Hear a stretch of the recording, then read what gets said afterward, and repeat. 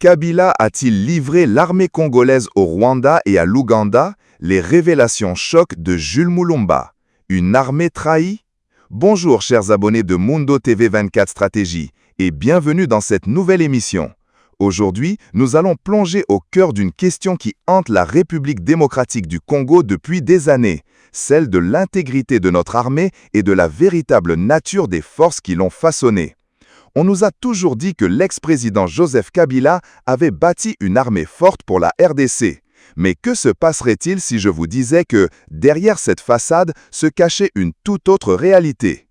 Et si Kabila avait en fait permis l'infiltration systématique de nos forces de sécurité par des puissances étrangères, notamment le Rwanda et l'Ouganda?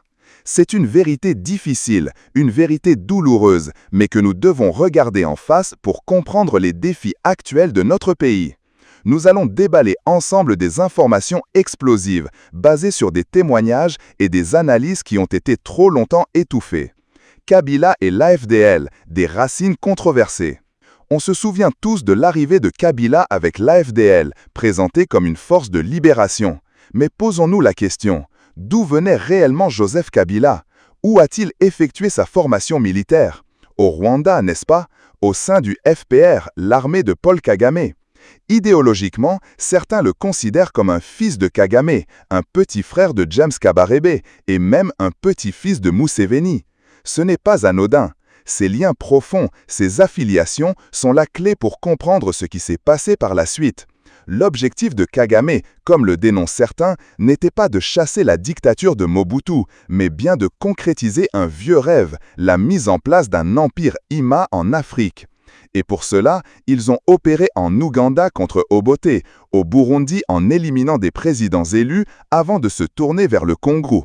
Si la démocratie était leur but, pourquoi Museveni reste-t-il au pouvoir depuis 40 ans et Kagame depuis 31 ans? La vérité est que ces chasseurs de monstres étaient et sont des monstres bien plus redoutables. Le paradoxe de Mzee Laurent Désiré Kabila est la grande trahison. Dans ce tableau sombre, Laurent Désiré Kabila, le père, apparaît comme une figure tragique. Il est venu avec l'AFDL, oui, mais son patriotisme l'a vite conduit à se retourner contre ses alliés rwandais et ougandais lorsqu'il a compris qu'ils étaient les véritables bourreaux du peuple congolais. C'est un acte de courage, même si certains le considèrent comme un traître pour avoir pactisé avec le diable au départ. Mais c'est précisément ce retournement qui l'a mené à sa perte. Et c'est là que l'histoire se complique tragiquement avec Joseph Kabila. Après l'assassinat de Mzee, les négociations de Sun City sont relancées. Et que fait Joseph Kabila? Il accorde la table d'honneur à ceux qui ont tué son propre père. C'est inimaginable pour un homme de pouvoir, pour un leader. Il nomme des ministres, des vice-présidents chargés de la défense et de la sécurité. On parle de figures comme Azarias Ruderoy, des anciens du RCD, des hommes qui avaient combattu l'État congolais. Comment expliquer cela? C'est le début de l'infiltration, le commencement de la désintégration de nos forces de sécurité. L'infiltration systématique, un plan machiavélique. Ce n'était pas un accident, mais un plan, un mécanisme d'infiltration systématique. Imaginez, vous lancez une rébellion, vous la négociez, vous intégrez les rebelles dans l'armée et vous en gardez quelques-uns en réserve pour la prochaine vague. C'est une séquence de subversion, du RCD au CNDP, puis au M23. À chaque fois, Kabila promeut des anciens rebelles au grade de général, des hommes comme Bosco Ntaganda, qui se revendiquent clairement rwandais, formés au FPR, des généraux qui ne parlent même pas les langues nationales congolaises. Comment un pays peut confier sa sécurité à de tels individus? En 2013, Kabila a promu plus de 100 généraux, faisant passer le nombre de 44 à environ 200. Et il justifiait ces promotions en disant vouloir gratifier les frères des rebelles pour éviter qu'ils les rejoignent. C'est une insulte à l'intelligence du peuple congolais. C'est faux de dire que les Congolais hainent les Tutsis. Le Congo est le pays qui a le plus intégré et servi cette communauté sous Kabila. Des dizaines de généraux, issus d'une seule et même communauté, alors que notre pays compte 450 tribus, dont beaucoup n'ont pas un seul colonel. C'est une manipulation grotesque. La résistance des patriotes, une victoire sabotée. Face à ce plan, des hommes se sont levés, des patriotes comme le général Bouma, le colonel Mamadou Nandala et le général Jean-François Olenga. Ce sont eux, avec le soutien des Wazalendo, qui ont réellement défait le M23 en 2013. Ce n'est pas Kabila. Pendant que Kabila demandait au commandant de ne pas attaquer, Bouma et ses hommes éteignaient leur téléphone, simulaient des attaques de l'ennemi pour riposter et les repousser.